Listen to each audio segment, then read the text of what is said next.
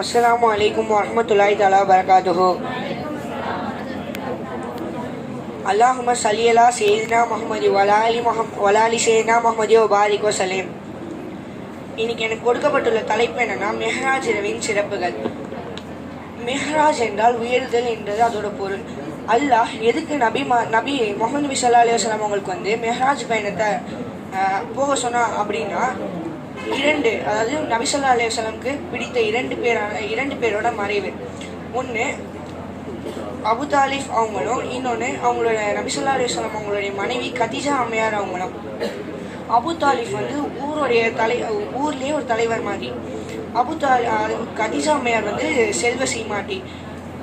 அபு தாலிஃபை தாண்டி தான் முஹம்மது நபி ஸல்லல்லாஹு அலைஹி வஸல்லம் அவங்கள தொட்டாகணும். அது மாதிரி இப்போது கதீஜா அம்மையார் நபி ஸல்லல்லாஹு அலைஹி வஸல்லம் அவங்களுக்கு ரொம்ப பக்கபலமாக இருந்தாங்க. இவங்க இரண்டு பேரும் தொடர்ச்சியாக மறைச்சதுனால நபி ஸல்லல்லாஹு அலைஹி வஸல்லம் ரொம்ப கவலைக்குள்ளாகிட்டு ரொம்ப உருகினாங்க. அது மட்டும் இல்லாமல்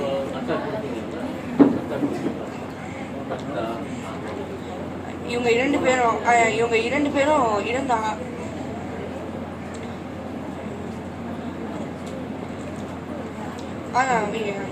அதுக்கப்புறம் இது மெஹராஜ் இரவின் மூலமாக தான் 50 ரக்காயத்தை கொஞ்சம் கொஞ்சமாக 5 ரக்காயத்தை குறைச்சி 5 வக்துக்கு கொண்டு வந்தாங்க நபி ஸல்லல்லாஹு அலைஹி வஸல்லம். ஆனால் இந்த 5 வக்தாச்சும் நம்ம ஒழுங்காக தொழுகிறோமா அப்படின்னு சொன்னால் கிடையாது. கரெக்டாக வக்து வரும்போது தான் கரெக்டாக ஃபோன் பார்ப்போம், டிவி பார்ப்போம், லேப்டாப் பார்ப்போம். இனி வரும் நாட்களில் ஆச்சு தொழுகை தவறாமல் தொழுவதற்கு அல்லாஹ் அருள் புரிவானாக. முஹம்மது நபி ஸல்லல்லாஹு அலைஹி வஸல்லம் அவங்க 7 வானத்திற்கு, அதாவது மெஹராஜ் பயணத்தில் 7 வானத்திற்கு பயணிச்சாங்க புராக் என்ற வாகனத்தில்.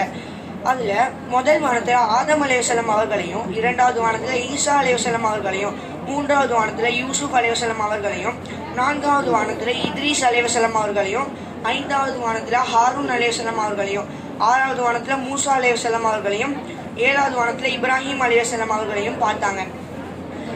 இந்த 7 வானத்திலையும் 7 நபிமார்கள் அல்லாஹுக்காக சுஜூத், அதாவது சஜ்தா பண்ணுறதை பார்த்தாங்க. 7வது வானத்துக்கு அப்புறம் தான் ஜிப்ரீல் அலைஹிஸ்ஸலாம் அவர்களுடைய முழு தோற்றத்தை பார்த்தாங்க. அதாவது அவங்களுக்கு 600 ரக்கைகள் இருந்ததை பார்த்தாங்க.